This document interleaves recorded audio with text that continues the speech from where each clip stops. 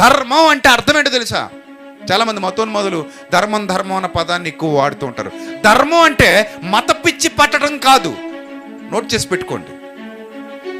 ధర్మం అంటే మత పిచ్చి పట్టడం కాదు, విలువలు కలిగి బ్రతకటం, మనిషిని మనిషిలా చూడటం, సాటి మనిషిని ప్రేమించటం, మంచి వ్యక్తిత్వం కలిగి బ్రతకటం, నీతి, యథార్థత, ప్రేమ అనే గొప్పవైన లక్షణాలు కలిగి జీవించటం. అవి ఏవీ లేనప్పుడు నీది అసలు ధర్మమే కదా, దరిద్రంగా ఉంటుంది. ధర్మం కాదు.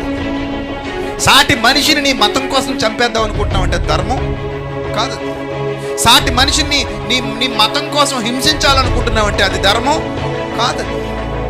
ఎదుటివాడి మీద కక్ష వివక్ష రేపుతూ దేశంలో శాంతి సౌభ్రాతృత్వాలకు విఘాతం కలిగిస్తున్నావంటే అది ధర్మం కాదది. మరేంటి ధర్మం అంటే?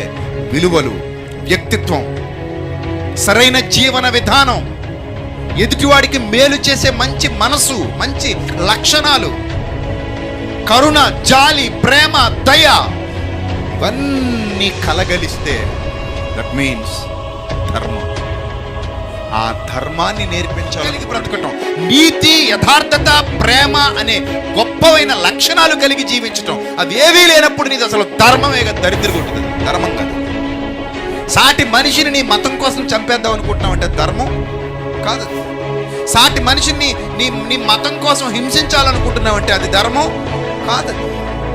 ఎదుటివాడి మీద కక్ష వివక్ష రేపుతూ దేశంలో శాంతి సౌభ్రాతృత్వాలకు విఘాతం కలిగిస్తున్నావంటే అది ధర్మం కాదది.